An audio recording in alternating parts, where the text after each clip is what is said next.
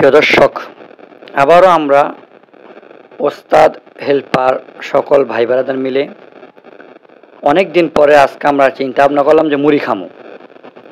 তাই মুড়ি খাওয়ার জন্য যত কিছু লাগে বা যা আয়োজন করা লাগে সব আমরা আয়োজন করলাম।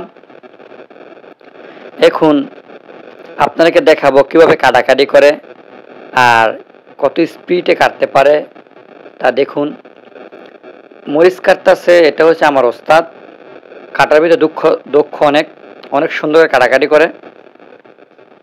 আর শশা কাটতেছে আমার বড় ভাই, আবার হসপাতা কাটতেছে আমার ওস্তাদ। ওনার কাটার ভিতরে এত ইস্পাত, এত সুন্দর করে কাটে, মহিলা মানুষ ফেল। আপনারা দেখতে পারলেন যে পেঁয়াজ, মরিচ আর হসপাতা কীভাবে কাটলো। একটু পরে দেখবেন টমেটো কি সুন্দর করে কাটে, দেখতে পারবেন। ভিডিওটা কন্টিনিউ করুন এবং কি মুড়ি বানানা দেখে যান। আপনারাও মুড়ি বানান, আমরাও মুড়ি বানাইতেছি। দেখুন এই যে লেবুটারে দেখুন কি সুন্দর করে পিস পিস করে একবারে সুন্দর করে কাটতেছে। আমার দেখে জিব্বা রসায় থেকে গেছে। মনে করুন অনেক খাইতে মন চাইছে এক টুকরা লেবু, কিন্তু খাইতে পারি নাই, কারণ মোবাইলটাতে ভিডিও করছে আমি, তো তাই খাওয়ার সুযোগ হয় নাই। আর স্বাদের জন্য, মজার জন্য যতটুকু দরকার ততটুকু আমরা সব কিছু ব্যবস্থা করছি। এই শশা রেখে সুন্দর করে কাটছে। এই যে আদা কত সুন্দর করে একবারে পিস পিস করে মনটা দিলটা দিয়ে কাটছে। কারণ যেই জিনিস মন দিল দিয়ে কাটবেন বা মনোযোগ সহকারে করবেন সেটা খুব ভালো হয় এবং কি খুব মজা হয়। এই যে টমেটোগুলো দেখছেন কত সুন্দর করে নিখুঁত, মেয়ে মানুষ ফেল, একবার নিখুঁত কাটাকাটি।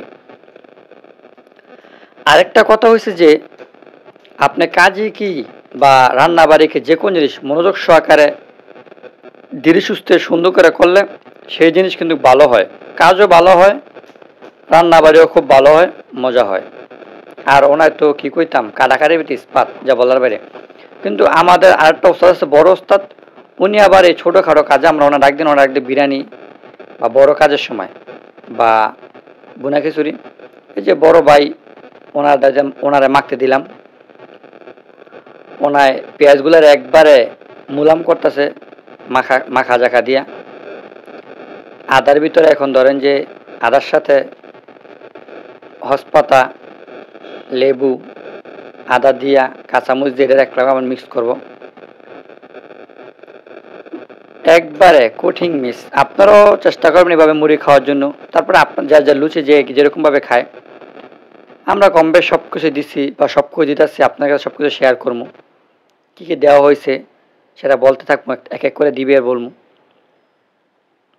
পুদিনা পাতা দিল, এখন শসা, এই যে টমেটো দিল, এখন সবগুলো মিক্স করব। লবণটা দিব আমি, কারণ লবণটা আমার দেওয়ার খুব ইচ্ছা ছিল, তাই লবণটা আমি দিব। এটা সাইফুল ভাই, এটা আরেকজন। আর আমি এখানে আবার একটু সেটা জাকানাকা দিলাম আপনাদের জন্য। এই যে জাকানাকা দিয়ে দিলাম, এই যে লবণ দিলাম। সরিষার তেল দেওয়া হইলো। এখন সরিষার তেলের পরে চানাচুরটা দেওয়া হইব সম্ভাবনা, নাহলে বুট, দেখি কোনটা দেয়। আপনারা দেখতে থাকুন। এই চানাচুর দেওয়া হইল, যতটুক পারছি চেষ্টা করছি যেমন ভালো হয় বা মজা হয়। এখন বুট দেওয়া হবে, বুটটা দেওয়া হইল। এখন এটার আবার মাখা জাখা দেওয়া হবে। মাখা জাখা না দিলে তো মনে করেন যে ভালো হয় না বা মজা হইব না। আর হাতের ছোঁয়া না পাইলে কোনো খাবারই মজা হয় না। এই যেখানে আলুর চপ, পেঁয়াজু, বেগুনি সব কিছু দিয়ে মাখা দিল। কিছু কিছু লোক বড় বড় রেস্টুরেন্টে দেখবেন যে আপনার হাত ছাড়া কাগজ দেয়, ওটি মজা হয় কম। হাত তো হাত পায়ে পরিষ্কার হলেই চলে।